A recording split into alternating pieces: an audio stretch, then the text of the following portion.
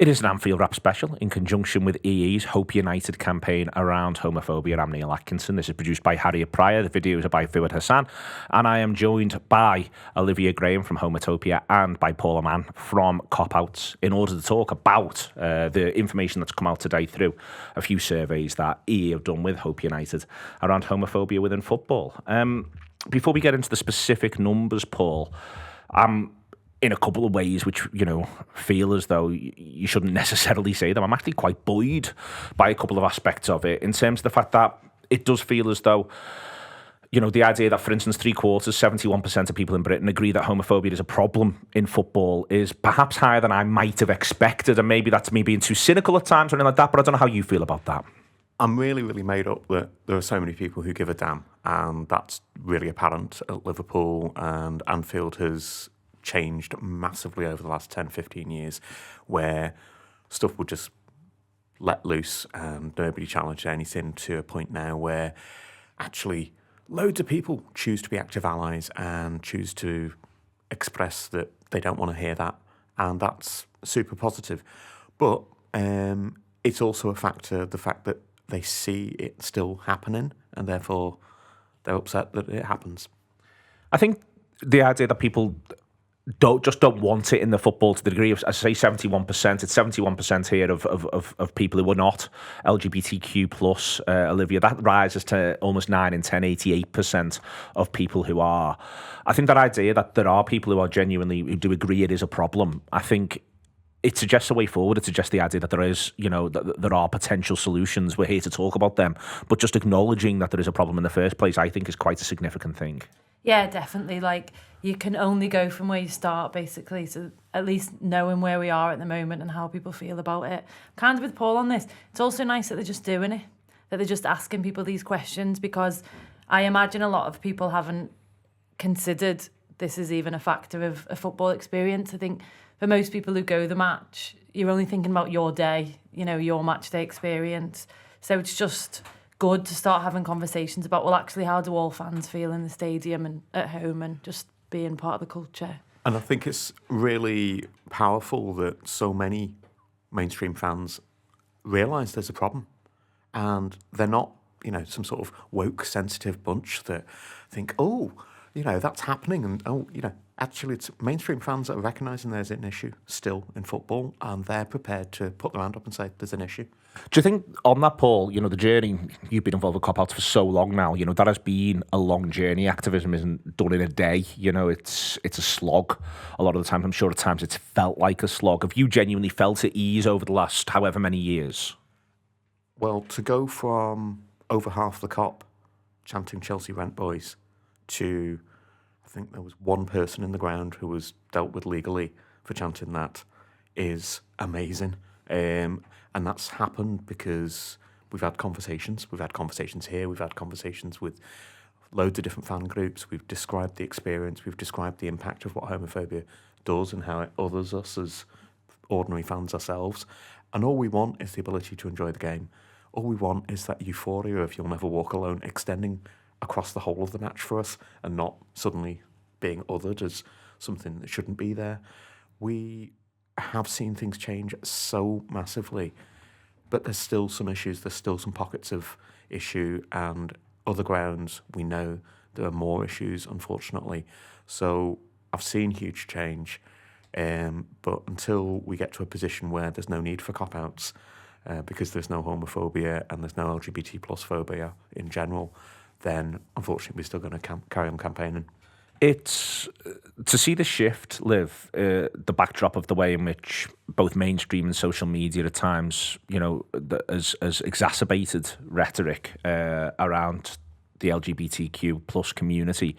It's striking to me that, it does feel as though, and some more data's come out this week in general about British society, that it is growing more liberal at times than you would think and would expect. Again, I'm sort of asking the question from you from a homotopia point of view and from a general sort of lived experience point of view. Do you feel as though in your day-to-day that sort of stuff is softening? Do you feel as though that is softening around match-going experience? Have you felt that journey? Oh, God, yeah. Yeah, like, unquestionably, like, I think of the difference in growing up a teenager and even wondering whether I would still be a fan if I acknowledged that at like points in my life I was going to be in relationships with women, and definitely at those times in my life kind of really pulling away from the football environment to now it being like we're just sat here chatting and it's sound. Even to the point that, you know, I've been involved with the Anfield Wrap for a while and it's never really been about my sexuality. It's just because we're fans and we all just love the Reds. Almost. Try our best. Yeah, God. Yeah. It's a difficult relationship at times. Yeah. Oh. But on that then, you know, to go through the journey of it, Liv, there's this... People are sort of witnessing it online. People are also witnessing it in person there. And I think that part of what this campaign wants to do and what people want to do is feel more comfortable being able to call it out. It's one thing to witness it. It's one thing to be aware of it. It's one thing to find it distasteful. It's another then to show that sort of allyship. What do you think would help football in general before we speak about sort of the Liverpool experience in particular? I think, oh God, it's such a huge question. I think one thing is like thinking about the process of calling something out is not... I think there's been like a real push from the mainstream media around this like woke culture and people being really sensitive or whatever. But you've got to see that like what we're doing is like you're punching up. Do you know what I mean? You're challenging any form of power or anyone taking abuse of power or anyone just taking the piss really. So I think just that kind of see that calling something out is it's just being sound. It's not, you know, trying to be super, you know, trying to be right on or anything like that. Yeah, you're not trying to get one over on anyone. You're just trying to be like, yeah, like it literally happened last night that some chants were going, like one or two people, and I was with Tom and he just went, no, we don't do that. And it was just so simple. I was just like, yeah, that's all it takes. Like we just don't sing that in here. Do you know what I mean? And I thought, and then it doesn't even turn around, just carries on the game, we get going, you know. I think that, for me, Paul, from a Liverpool point of view, and this is where, when I think about the whole piece around all of football in general, from a Liverpool point of view, one of the most profound interventions in the conversation was the video you did with Jurgen Klopp, where Jurgen himself spoke at length, eloquently, clearly engaged with the issues. And I feel as though that was, you know, when you were talking about, for instance, it says here that, you know, a quarter of those surveyed have witnessed what they've witnessed, that, you know, that 4 in 5 feel uncomfortable. I feel, you know, it's the wider population is less likely to take action, you know, 27% or 21%. I feel as though at Liverpool, Jurgen's intervention has made things massively different. He's given people permission, he's given people agency to actually step forward, step up, to challenge, to do stuff in a way that is part of the club's ethos rather than, oh, we're just doing it for them. He's actually mainstreamed it as part of the club. We don't do that here. And like you were saying, your mate said, we don't do that. Yeah. And it's the same thing, but it's sent from that position of mega authority and icon status in a way. And when I spoke with fans who had challenged that behaviour following Jurgen's piece with me, that was just absolutely mind-blowing because it was fans who were in their 50s, 60s, 70s, even in their 80s, who were choosing to be the ones that tapped somebody on the shoulder and said, hey, you, stop that. And just knocking it on the head straight away. And to have that level of recognition that everybody's a valued part of the fan base and we're not something that's, oh, we put up with them over there and we have to deal with them sensitively. It was far more about, no, we're all part of the fan base and we don't have a go at each other in that way. When that happens, when someone like Jurgen steps in, and listen, let's be clear about this, not every football club's got a Jurgen Klopp. We're very fortunate to have a Jurgen Klopp in a number of different ways. But a lot of this conversation is about leadership from the top. I think that supporters themselves, there should be an onus on them. But feeling as though, Paul, you've got permission to challenge, to speak, I feel is a really important part of this discussion. That individuals feeling as though in this environment we have permission to speak, and the first place that permission comes from is the football club. And whatever passes for the football club, whether that's fellow supporters or a hierarchy, that permission's massive. I think it is, but I think there's also something to be said about the past 10 years and more of conversations that we've had with fellow fans and getting them on side in a passive sense. We've done over the last 8-9 years easily.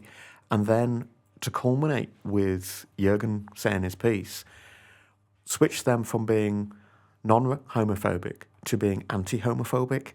And I think that's the big switch that we need to get triggered elsewhere.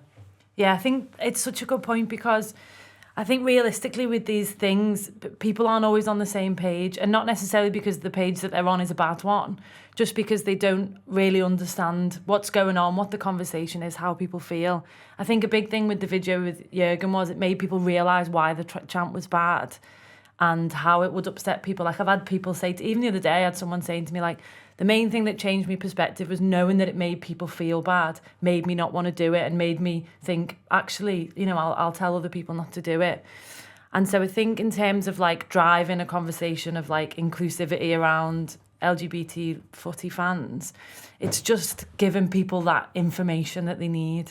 So as part of that, then, you know, there is things happen at football matches that are downright malicious, Olivia. You know, there's actions that people take that are downright malicious. Do you think part of this sort of education piece, therefore, is making people aware of what they may not feel is downright malicious to the people around them, is hurting them? So finding ways to channel that, to tell that story, to say, listen, this stuff, you think it's just part of something else. Actually, it's doing this to some of your friends. Yeah, definitely. I think there's absolute malice. People will act in malice, and that's like, you need a different approach to that. But there is people who will act in ignorance, or people who just won't act at all, because they're not people engaging in these chants to be homophobic, but they're just not conscious of the fact that other people are affected by them. And I think, like, when you are a fan in the ground that is picking up on these things, you're picking up on them because that's your experience. But if someone just doesn't know that it's not sound, so like it's about like just letting people, like, raising awareness in that way. The number one effectively 71% of people are concerned about the homophobia, but the number one form of online hate in football is homophobia, Paul. And I think these are the two linked but slightly different conversations, and where the idea there's permission within the space to find a way to be homophobic in an online sense, I think is something which takes a sort of a different form of challenge. In lots of ways, it's actually a slightly tougher form of challenge. And it's one that, because people feel as though they can distance themselves from it quite quickly, the challenge becomes a slightly more complicated one. Do you think that's fair? Sorry. I think it's really important that we continue to challenge online hate and individual messages, to do the reporting, to do the, you know, taking note of something, taking the minute to report it, and sending those issues through, because actually some of the platforms don't detect things automatically like they should and could do, and they've switched off some of the algorithms on Twitter and so on that allows all kinds of nonsense to come through. So the reporting needs to take place in a really systematic way by us, and I've gone through after a Rainbow Laces Day, and I might have filed 100 different reports on Twitter. And do it for imagery, do it for words, do it for threats. You know, I've had somebody threaten to stab me up if they saw me at the match online, because they're a big hard keyboard warrior. You know, and that kind of stuff is enabled because of the anonymity to a degree. But equally, if you're online and you see it, then if something's, you know, really offensive, then actually, surely as a decent person, your first thing to do is say, well, that's not on. Just flag that for a report. Takes 30 seconds. Do it. Within all of this, Liv, so much of it appears to me to be a conversation around where people's perception of what is or isn't possible / allowable exists. And what I mean by that is, so we've had the conversation, for instance, about Jurgen changing that. The idea of what comes before Jurgen is 10 years of finding the journey towards the moment where, when Jurgen steps into that space, everyone's ready for it on the one hand. And then on the other hand, the feeling that you can actually communicate in ways that are sort of filled with hate, because there's mainstream media that's doing it. You see other people doing it on social as well, that all those bits and pieces exist. And for me, the thing to happen is for us to find the language to close off those negative aspects. That's the bit that's got to be sort of shrunk away from this wider conversation. Yeah, I think as well, just like as part of that is that, like, you know, we're kind of moving forward with this, like, this more inclusive approach of being a club, and it's nice. It's all right as a fan just to be like, oh, I'm just gonna let that chant go. You know, like people don't need to hold on to things for dear life. If do you know what I mean? Like people, one of the main things around the Chelsea Rent Boy chant was like, oh well, we've been singing it for years, and it's like, all right, well we're telling you now. We've probably been telling you the whole time. And there's loads of other chants. Yeah, there's loads of better, more funny, with the Beatles to the background. So. I think on that, Paul, how do you get? It is sort of having gone through that process sort of once, and then other fronts open up, and we know that nothing's ever finished, nothing's ever settled 100%. Other fronts opened up. We are, for instance, still within months of the Qatar World Cup, as an example. We're still, and the many reactions around that. We're still, for instance, in the climate of links of for instance, Qatari owners of Manchester United, and that throws a certain thing open, which does not, let me be crystal clear, reflect them in any way, shape or form on Manchester United supporter base or their MUST supporter base by any stretch of the imagination. But this stuff's constantly re-emerging one way or another, and sort of having an awareness for you. I mean, it must be almost nightmarish at times that there's the idea that there's something new, something different, something fresh. And there were links to, for instance, with Liverpool and Qatari ownership very recently too. So you can look at it as whack-a-mole, and it's popping up here and it's popping up there. Or you can do what we try and do, which is focus on the values that bind us together. Focus on the things that define us in what we feel to be Liverpool fans, and think about how we can engage and work on that as the founding values and principles of what we're about, rather than what we're not about. Because what we're not about is loads and loads of different things. And when they pop up, if they're in line with our values, that's all well and good. If they're not in line with our values, then we've got something to refer back to and say, hang on, is that what we're really about? And to challenge it in that way. Because of the whack-a-mole aspect of it, Paul, I'm sure there's some people listening or watching this who can feel at times quite tired of whacking, or quite tired of feeling as though there's whacking to be done. Yeah. Whereas I think it's important that the activism, and you and Liv both come from this in different ways. Olivia's background in Homotopia and that more sort of creative industry, you directly with the football club, but Olivia coming to matches, and I'm sure you've been to the theatre and been part of Homotopia stuff as well. But my point here is that trying to find that way to re-energise this approach, stuff like this campaign here with Hope United, trying to find ways to re-energise and keep the energy up, share that energy with that approach. Activism's not a... it's not something that should just be a drain on a person, is what I'm trying to say here. And anyone who's listening to this, I wouldn't want them to feel like, oh, and there's this. It's more the idea of this is the idea of people coming together. It is the idea of people being able to feed off each other's energy. It's not the idea of you just on your own being drained. And you know what? This last year when we did the piece with Homotopia and yourselves, to be able to sit down on a panel in the club shop, chat things through, talk about some of the issues we've individually faced, and have some really interesting questions thrown at us as well. That was an amazing buzz.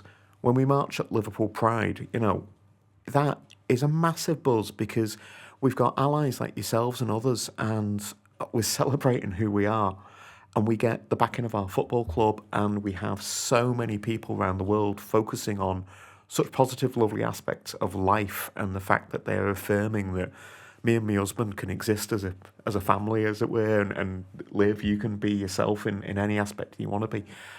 And to have our football family, I don't really like to say football family, but... Hashtag LFC family. Yeah, that's the one. But to have that part of our lives just as acknowledging as to other parts of our lives, I think it's dead important. And it's nice to have that support and that recognition that's a validation almost. Yeah. With that, Liv, come to the same thing, the same aspect. There'll be underneath this. This is going to go on YouTube. There will be negative comments. There will be homophobic comments. I'm certain underneath this. What I'd want, and I'm setting this challenge for anyone who's listening to this, engaging with it. Let's drown those comments out. That's part of the positive energy sort of chamber that you want to create here. Is that those comments are drowned out, just simply because that is a reaffirmation of the values on the one hand, but the other thing that it also does is it gives people energy on the other. Yeah, I think really interesting point about the energy around activism. Like, I think myself, it's probably similar to you, Paul, like years and years into it, you're kind of trying to constantly figure out how not to let it just ruin your day, or, avoiding burnout at all costs. And I think for me, the main thing I do is just try and go in try and see everything as just still just trying to have a good time, with whether that's just, going on a night out, going the match, going on the internet, just like trying to see the good in it. And I think to kind of back that up with any kind of homophobia online, if you see something that's like talking about LGBT inclusion in football, back it, share it, get behind it. Or throw some humour in the mix that's appropriate. One of the funniest things got thrown out there by one of the responders to the video with Jurgen was, yeah, that's all well and good, but can Paul play midfield? The answer is no, I can't. The question's still going. It is still going. Listen, it's been a pleasure. In general, I'll say it again, about underneath this, and wherever you see it, anything that you see on it, feel free to respond with positivity, share that positivity across the board. Any large congregation of humans is inherently political. You may not like that, and you might not want to engage with that, and that's understandable. I often don't want to engage with the reality of it either, but the truth of the matter is any large congregations of humans is inherently political. We have our values. We have what we want. We have what we want for most people in the world, the vast majority of people. We want them to be able to enjoy themselves and have a very, very good time indeed without being judged. I don't see any of this as being particularly complicated. If you do see it as particularly complicated, I think you're just seeing it the wrong way. Football's for everyone. Thank you very much to Paul and to Olivia. And thank you indeed to EE Hope United for giving us the opportunity to have this conversation. These are conversations you can have whenever you want, but it is good to have them as much as we can.